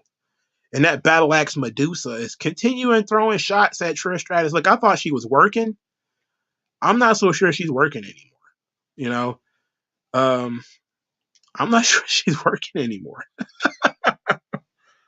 I do wonder, and I think Ike the Don mentioned it here. I do wonder if Lita's going to return eventually. So that's interesting. You know. All right, I'm gonna go with Becky Lynch on that one. I just don't know what do we do with Becky after this. Do we run Becky versus Ripley at SummerSlam? Do we put Becky in the Money in the Bank match? Is that what we doing? She doesn't need it if we're being honest. And I'm talking about Money in the Bank. What I would do for Money in the Bank. We'll talk about it after I get done the Night of Champions. Kind of a little bonus segment because I'll probably end up being here 2 hours instead of an hour and a half like I planned. So I'm gonna go with Becky Lynch. Singles match for the SmackDown Women's title: Rhea Ripley versus Natalya. Look, man, the Saudis could do me one favor. If you could do me one favor, Saudi Arabia, that is, you could lock Natalya in her room. I may actually convert to Islam if you are that based. If the Saudis are based enough to lock Natalya in her dressing room so she can miss this match, I may actually start quoting the Quran around this joint. I got a Quran around here somewhere. I'm telling you. I'll legitimately consider it. No bullshit. There's no way in hell Natalya wins this match. No way in hell. Third match, Raw Women's Championship, Bianca Belair versus Asuka. Now, I do think there's a fair chance that Asuka could win this title. I don't think so. But there is a fair chance that they put the belt on Asuka here. I don't think Asuka's hot enough for you to do that. People still like Asuka. I don't think the heel turn is going to take as well as they want it to because they haven't given us a reason to hate Asuka. They've given us Asuka's annoying Bianca Belair, which is not good for either one of them. You know, you can make hate happen. That would be good. You know, maybe they should do a Nakamura AJ Styles finish where she gets close and loses before she finally officially turns heel. And instead of spitting in Bianca Belair's face, she puts her on like an armbar and tries to break her arm or something like that. You know, that'd probably be a great way. And I'll be like, why not do an injury angle to cost Bianca her title instead of beating her for it? Why not do an injury and then Bianca can't defend the title and she has to give it up? And therefore, the women's Money in the Bank match would be for the title. You know, that's just an idea I'm tossing around. That's not my big idea that I would do later on. It's just an angle to make things interesting. Is they don't have anybody in a position to beat Bianca right now. Asuka shouldn't do it. If you're going to have Bianca to lose, it should lose to somebody that could actually be made from it. I think that at this point, the only person that I can see literally that should be beating Bianca is Rhea. Like, that's it. You know, so Asuka, no. Maybe they'll have Charlotte pop up, and Charlotte would be the next contender for Bianca. But that also feels like a WrestleMania match and not a SummerSlam match. I don't know. I'm gonna go with Bianca. Gunta versus Mustafa Ali for the Intercontinental Championship. Just like the previous 3 matches, I don't see any reason why Mustafa Ali would win this match. It's a joke to even consider it. This guy hasn't won 2 matches in a row in years. He just hasn't. So there's no way he's winning this match. You forget it. Gunther wins. Tag team match for the Tag Team Championship. Kevin Owens and Sami Zayn versus the Bloodline, Roman Reigns and Solo Sikoa. Now, this match is interesting because even money tells you that Kevin Owens and Sami Zayn win this match. And how do they win this match, though? And my best is that it has to do something with the Usos. So the Usos, who are not booked, will probably still be in Saudi Arabia. So they have to do something to screw the match up. Or maybe, just maybe, they cost Roman and Solo the titles on purpose. Now we're thinking in terms of they do it by accident. I'm thinking maybe they do it on purpose. You know, that would be a very interesting angle. You know, but I think they're probably going to go with the Usos try to help, end up screwing up. Solo gets pinned. The twins get blamed, and now that's going to be our thing for the future. But hopefully hopefully Sammy and Kevin can move on. They need to move on really, really quickly. All right. Triple main event time. That's one of the main events. Second main event, Cody Rhodes versus Brock Lesnar. I'm thinking this match should probably be the first match on the show. I'm thinking this match is going to go first. Cody is injured. They have a good excuse to have him go out there and get beat in a short amount of time. Cody doesn't mind doing a quick job. You saw that he did it for Brody Lee with the injured arm and everything. I can see him going out there just getting smashed by Brock, trying to fight with one arm and getting busted up and beat up and F5 to sleep. And then that's it. But there's also the idea that he could beat Brock and, you know, by some kind of cheap way or get disqualified or something. I'm going to go with Brock because I don't know if Brock is willing to lose twice in a row to Cody, especially by pinfall. The first win was kind of cheap. So this tells me that it's going to be time for Brock to get some kind of well, he already got his revenge, I guess you could say. But I think he's going to want a third match out of this thing. That's what I'm thinking. So I'm going to go with Brock. And I think they're going to save that third match probably for SummerSlam. I don't think it's going to be Money in the Bank. I think it'll be SummerSlam. So, main event 3 for the World Heavyweight Championship. Seth freaking Rollins versus AJ Styles. Now, apparently, this will continue the other World Heavyweight Championship lineage. I don't know much about that. I do believe that is the case, however, that the last World Heavyweight Championship, it was deactivated in 2016, I think, 2015, when they fused it with the WWE title in that ladder match with Randy Orton and John Cena. I think they're going to pick up that lineage. That's what I'm thinking they're doing. I don't think that they're going to create a whole cloth new lineage. I think this is just on a continuance of that lineage. Similar to the Intercontinental Championship when it was deactivated for a short time and then it just picked up right where it left off. I'm thinking they're going to do the same thing here. The title seems to be tailor made, obviously, for Seth Rollins, and everybody's going to be watching the show to see Seth Rollins get crowned the World Heavyweight Champion. That's what everybody's looking forward to. That's what everybody's leaning towards. I would swerve them and give it to AJ Styles. That's what I would do. But I guess Seth Rollins is the right guy. You know, it's the can't beat Roman title, and it's unfortunate, but here we go. It was Brock Lesnar in SummerSlam 2014. Brock Lesnar in SummerSlam 2014. What are we talking about here? We're talking about the Cena Brock match. What are we talking about? Anyway, yeah, I think it's Seth Rollins is going to win, but it would be nice if AJ Styles won because AJ doesn't get a lot. You know, he hasn't been champion in several years. I think it would be nice if AJ turned heel and won, and then Seth Rollins had to chase him for the title. You know, that's what I think we probably should do. Oh, okay. Oh, yeah. So Survivor Series, Randy versus Cena. Okay, when they fused titles. Okay, that's what we were talking about. Oh, all right. I for sure was like, what was I knew they fused the titles. I just didn't know it was 2014, 2015. I don't know. I just remember that was the time John Cena was walking around with both belts clipped together. And I was like, I don't know.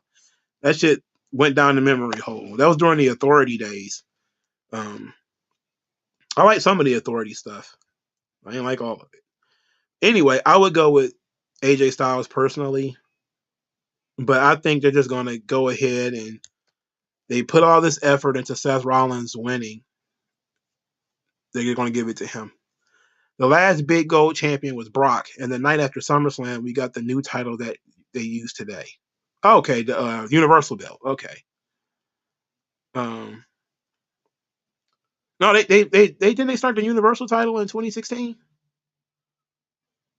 Yeah, they started the Universal title in 2016 because that's when Finn Balor got called up. It was SummerSlam 2016. The title had been fused for a little while at that point. Yeah, the title had been fused for a little while at that point. Let's see if I can find a picture of Brock with the big gold belt. Because if I can find a picture of Brock with the big gold belt, that might actually answer the question. Because I'm trying to figure if he ever had it.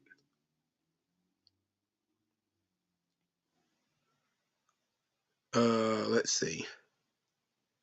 Oh yeah, there it is. Brock Lesnar is the new WWE World Heavyweight Champion. August 2014. There you go. So WG Phil was correct. This is when he crushed John Cena.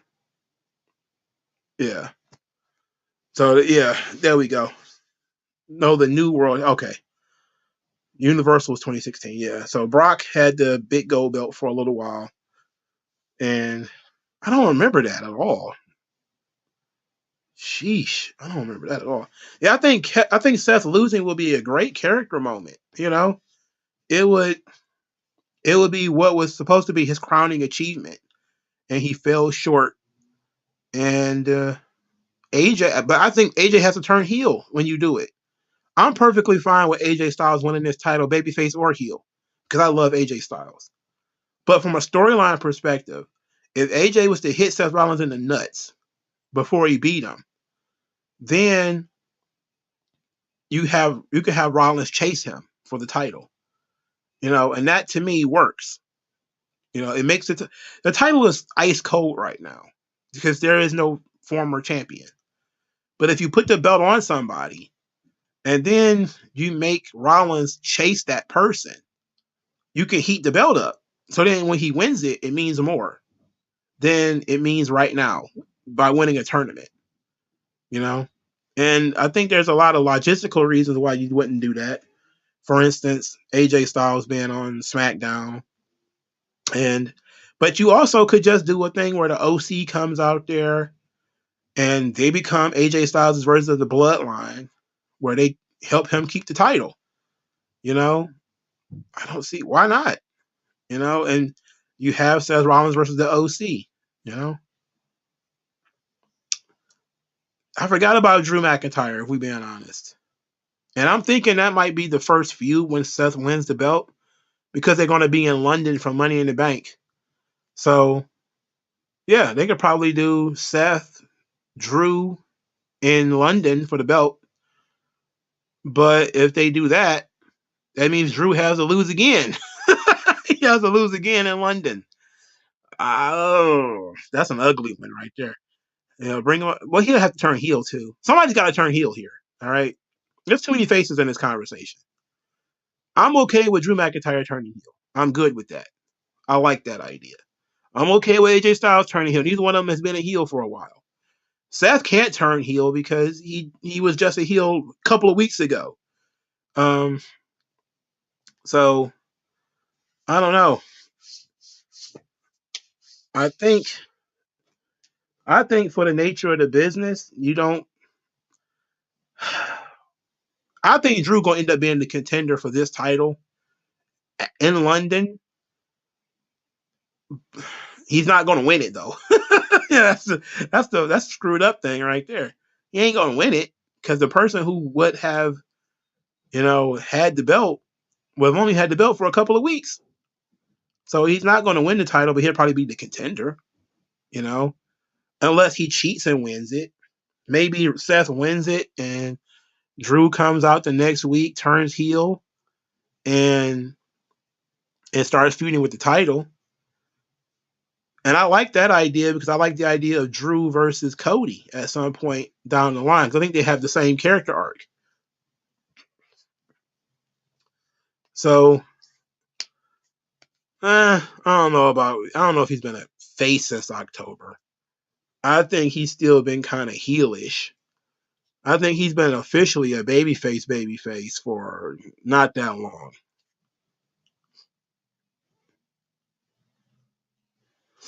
What if Drew comes out and causes a DQ and they run a triple threat? Oh my God. I turn Saudi Arabia upside down. God damn it. God damn it. That would piss me off so bad. I'm telling you. That would piss me off so bad. Um, I'm thinking they probably just saved Drew for the next night. I imagine they're gonna save Drew for the next night. AJ loses. He shakes Seth Rollins' hand. He leaves the arena. The next night on Raw, Seth Rollins comes out. And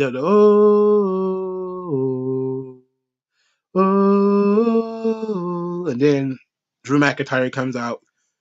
Next title match is in Money in the Bank, and it's going to be in London, and he gets to finish his story. Everybody gets to finish a story, brother. Okay? Everybody gets to finish a story.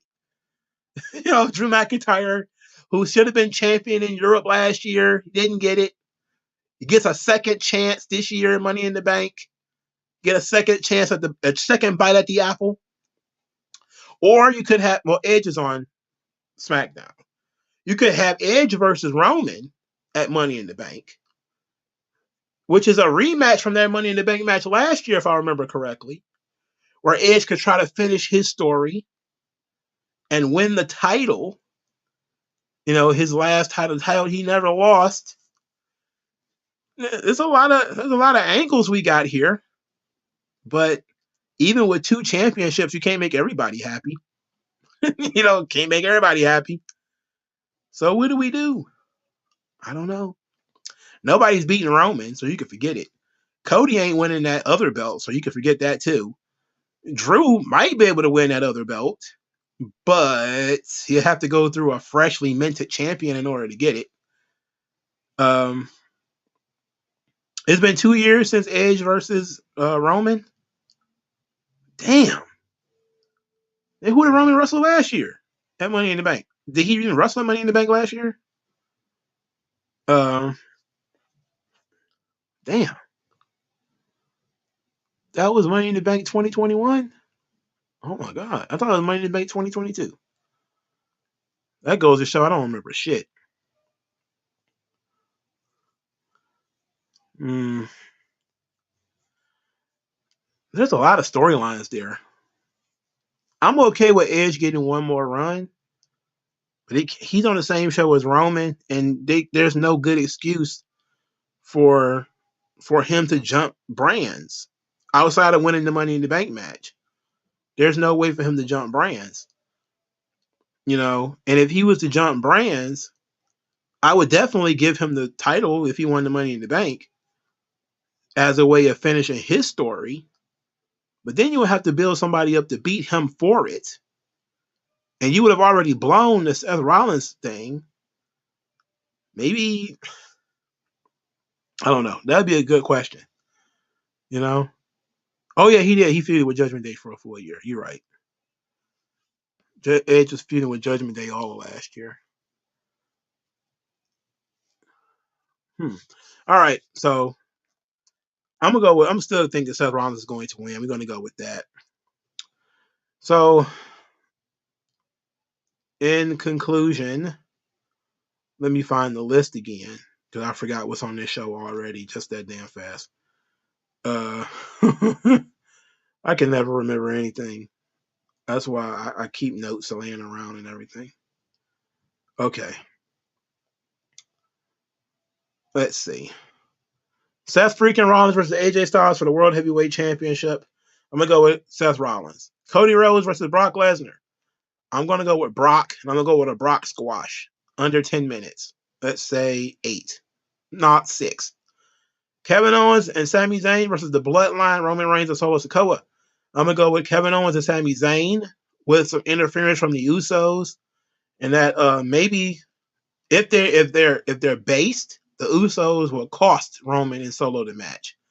If they just want to continue the story that they're telling, then the Usos try to help and end up fucking this match up, and Roman and Solo gets pinned.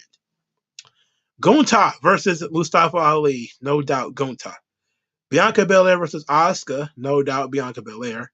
Rhea Ripley, a deadlock winner over Natalya, and Becky Lynch defeats Trish Stratus.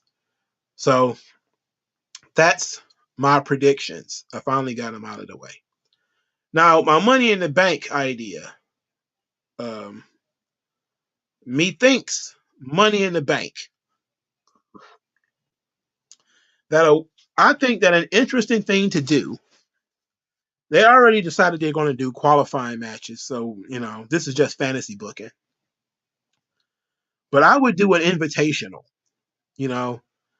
and it would be former champions only, or people who have never been champions only. I forget what year that was, where they did like a battle royal or a tournament or something like that, full of guys who had never been world champions, and the winner got a shot at the world title. I forget what that was called. One of you guys probably remember. I think it was on Raw. I'm pretty sure it was like the Raw title. If you never had a championship match before, you get an opportunity for the title. If you got to win like a tournament or a battle royal or something, I think they should do that for the Money in the Bank. Like the only people who are eligible to be in the Money in the Bank match are people who have never had a WWE championship before. That would exclude AJ Styles, Seth Rollins, Edge, and all those guys, and force them to put emphasis on younger talent. It would also force them to put emphasis on younger talent when it comes to the women too. I forget when they did this. It was like a random thing. It didn't last very long. It was like a one night thing, I think.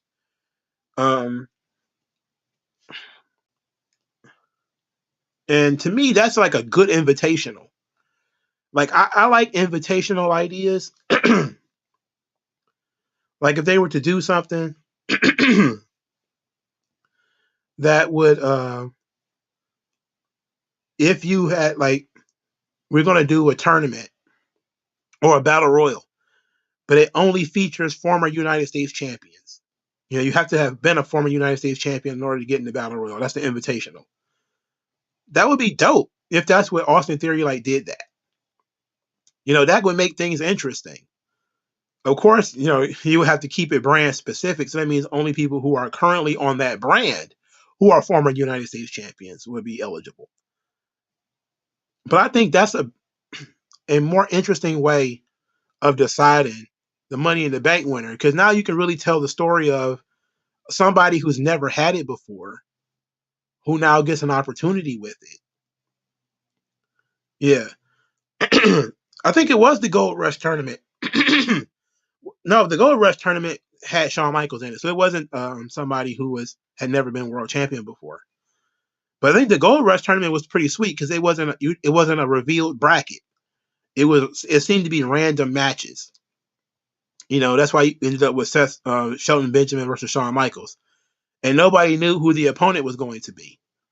You know, and I like the idea of having these guys and making it mean something. You know, my thing is Money in the Bank is in London, and there's quite a few things we got here. Again, storylines that have been floating around. If you do the Money in the Bank match, can only feature former world champions, and then you would get people. You get Sheamus, Drew McIntyre, Edge, Seth Rollins, AJ Styles, um, Jinder Mahal. That's 6. Brock Lesnar. That's 7. He probably wouldn't be in the match, but he's eligible. Roman, who is currently the world champion, that's 8. But he probably wouldn't be in the match either. Well, more than likely, he wouldn't be in the match either. Braun Strowman, that's 9. Um, who else? Dolph Ziggler, that's 10. Uh, I'm digging in the crates now. If I pulled out Dolph, I'm digging in the crates, right? Uh, but that's 10 guys that you got on the roster. And if you only need 8 for Money in the Bank, well, you could take out Roman because he ain't gonna do it, and you could probably take out Brock because he ain't gonna do it, and then you got 8. You know, and you can do the same thing with the women's. Only former women's champions could be in the Money in the Bank match. Then you got Alexa Bliss, Ronda Rousey, Nikki Cross, um, shit. Pretty much every other woman has won the title. Pretty much every other woman. I don't know. Vegeta lovers say Gunter, which has now become the world champion after losing the IC belt.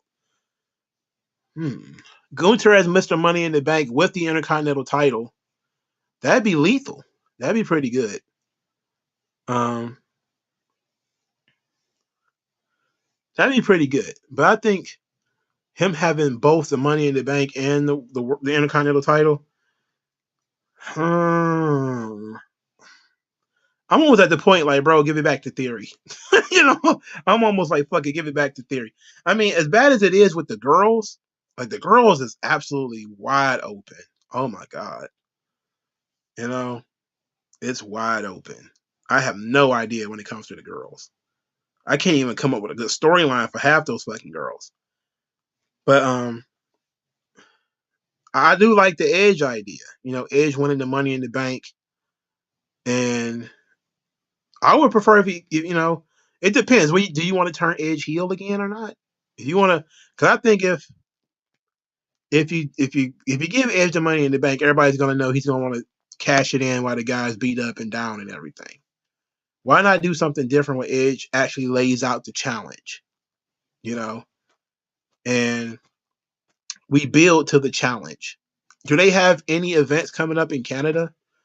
Like, do they have anything in Toronto within the next couple of months? Because maybe you do that. Maybe you have Edge win the Money in the Bank, and then he says, "I'm challenging Roman Reigns for the WWE Championship or something like that in Toronto at this event," and then he could take time off to train for it. And we can build up to that. Or you could challenge Seth Rollins for the World Heavyweight Championship in Toronto at an event. But I don't think they have any Toronto events coming up. I think the closest they come is Detroit for a while, isn't it? I absolutely believe. I definitely think they should announce the cash in this year. Somebody should, because it's been a while since somebody actually did that. It's been a long time since somebody came out and said, "I want this title match at this particular place, and that's what I want." You know, I definitely think that if you do something like Edge is going to finish the story, let's say you have Edge come out in front of everybody, come in front of the champion, say, "I'm not going to attack you from behind. I'm challenging you for the World Heavyweight Championship on this date at this time." And then you spend time doing promos and vignettes to build up that match. You show Edge with his kids. You saw him in the gym, watching tape. He's studying his opponent. He's studying himself. You know. The crazy thing is it's just popped into my mind that I watched a movie, Big George Foreman, and that's perfect for an Edge story. You know, Edge is older. He's over the age of 45. Not many has been able to come back at his age and actually win the world title. Not many people have done it. I think only Hogan has ever been in that above 40. Maybe Flair, maybe. And it would be beautiful. And it'd be his last run, his last shot. And he says, "Look, win, lose, or draw, this is the last one. My contract is expiring. My body is expiring. you know, one more time, one more go round, you know, and you either have Edge go out on his back, or he wins the title. He still retires with it, the way that he did before, but this time he does it his own way.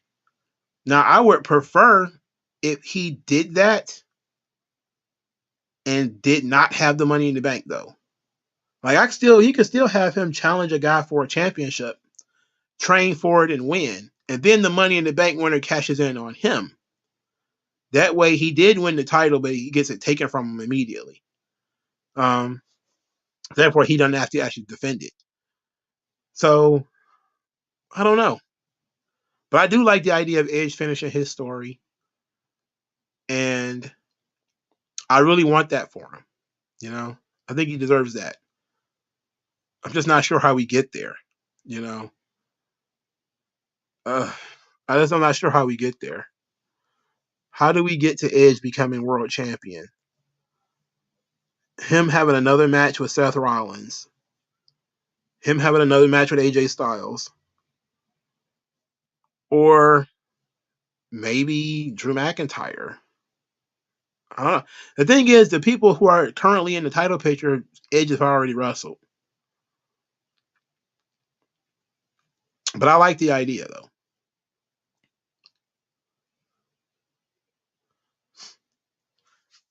Logan Paul being in the Money in the Bank match and winning it would piss a lot of people off. Ooh. Logan Paul stealing the title from Edge.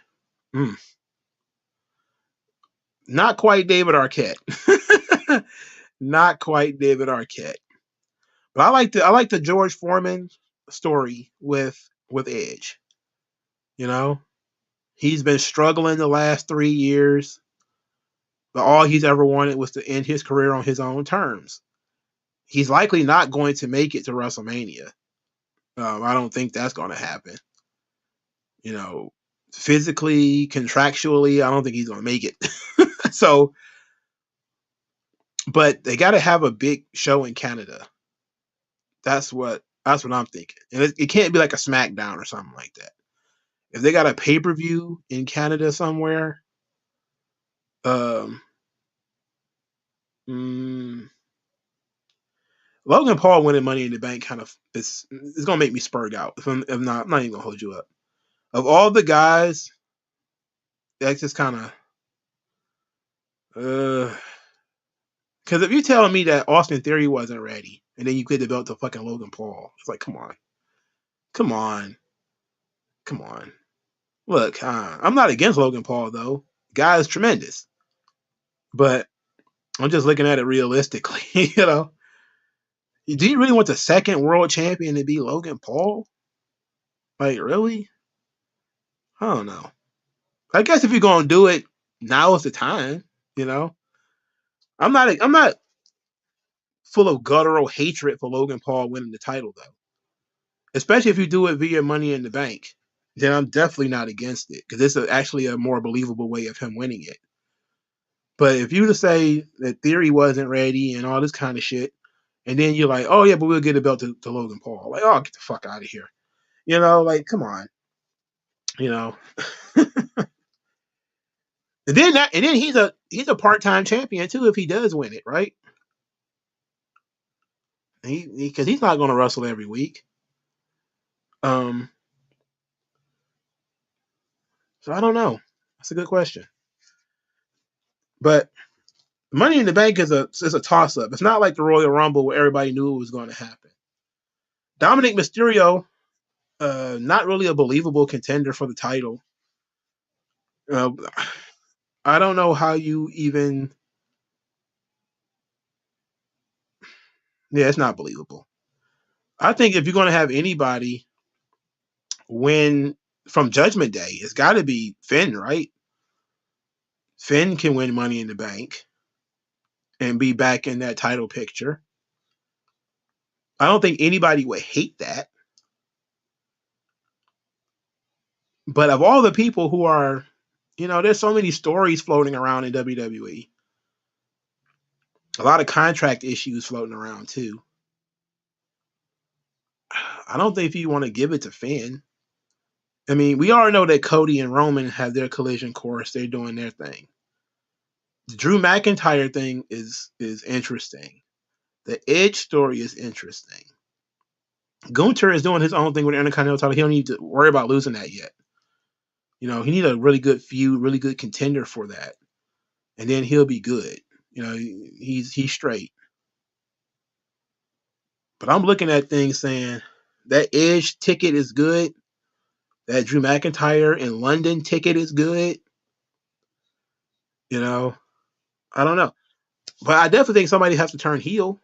And of those people that are involved, Drew McIntyre is probably the most likely to turn heel. I mean, just think about that. He challenges for the world title in London. He can't win, so he cheats. And he wins the title in London as a heel. And he beats Seth Rollins for the belt. Now, because Drew and Seth have not had 100 matches against each other, this makes sense. It's a fresh match. It starts out maybe babyface versus babyface, and then it turns into Drew McIntyre as a heel, and then we have Seth chase him. That works for me. That could lead to Seth versus Edge at somewhere in Canada. That works for me too, because I don't think those two guys have ever wrestled each other. Yeah, you could do that. I definitely think that Drew McIntyre needs to turn heel though. Like that's a necessity right there. That has to happen. You There's not enough heels on Raw, and Brock is not there every week. So somebody's got to be a strong, imposing heel on Raw outside of Gunther. Because Gunther is the Intercontinental Champion. He's still not going to wrestle every week. But Drew can be there, and he could be the monster heel on Raw every single week. You know, it works for me. That works.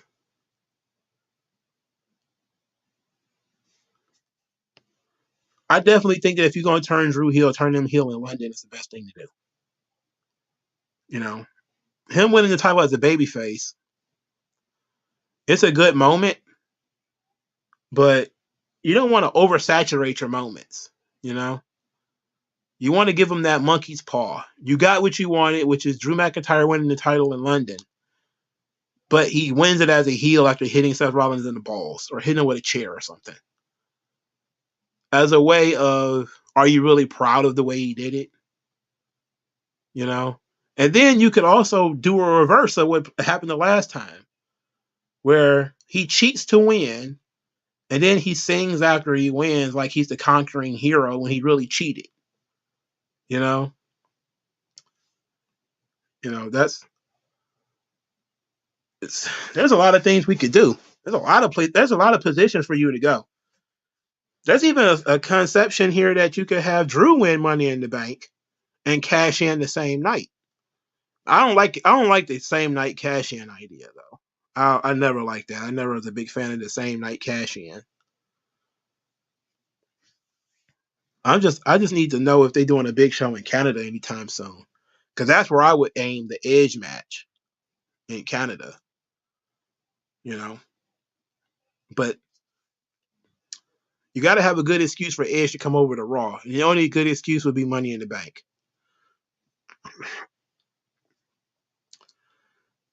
Otherwise, you got to go with Drew McIntyre, and I like Drew McIntyre, so I'm willing to go with that. So, all right, it's almost 2 hours in. Thank you guys for your time. I'll talk to you guys later. Stay blessed. Have a good weekend. Good Memorial Day for all my Americans. Have a good, solid weekend to all of my non-American friends. I'll talk to you guys later. I also have not. Triple H did kill my interest in theory. It's very unfortunate, but it's true. All right, talk to you guys later. Peace out.